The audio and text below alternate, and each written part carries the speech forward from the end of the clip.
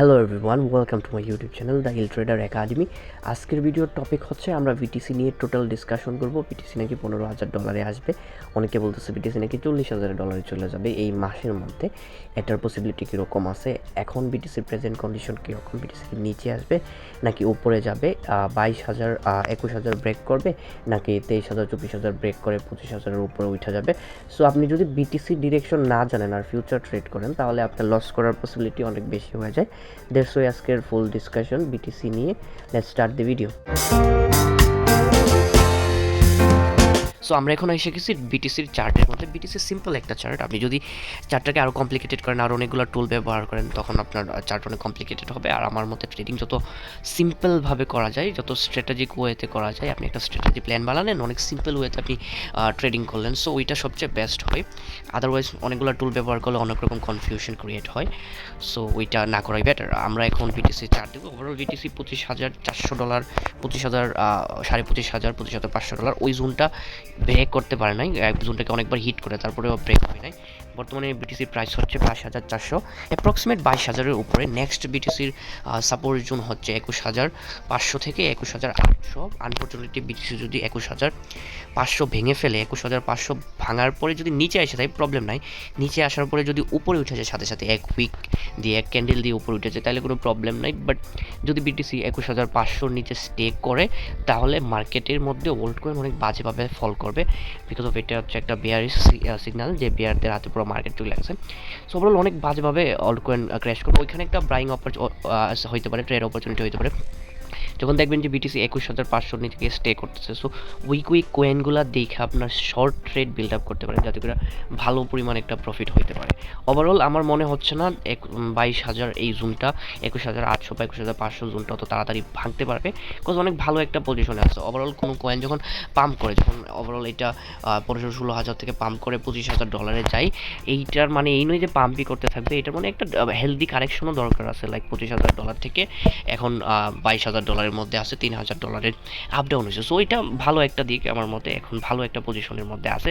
এমন হতে পারে এখান থেকে সাইড বেজ মুভমেন্ট যাইতে পারে, যাওয়ার পরে এখান থেকে পাম্প করতে পারে।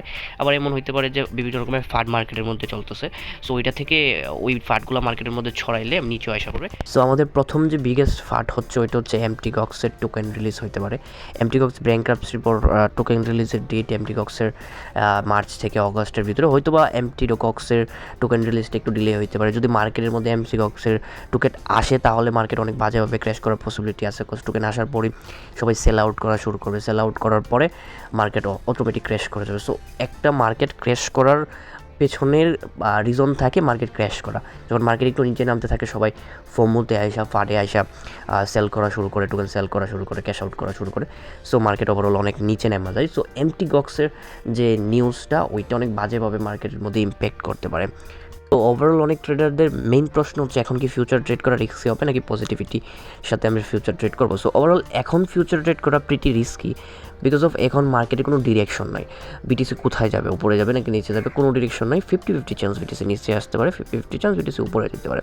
বাট একটা স্ট্রং পসিবিলিটি আছে কয়েকদিন বিটিসি 22,000 জনেই সাইডওয়েজ মুভমেন্ট দেখাবে। সো ওভারঅল মার্কেটের যখন ডিরেকশন জানা থাকে না তখন প্রচুর রিস্কি ফিউচার ট্রেড করা, বিকজ মার্কেট অনেক তাড়াতাড়ি নিচে পড়ে যেতে পারে, মার্কেট অনেক তাড়াতাড়ি আপ হয়ে যেতে পারে। সো এখন ফিউচার ট্রেড করা প্রিটি রিস্কি, বিকজ অফ আমরা মার্কেটের ডিরেকশন জানি না।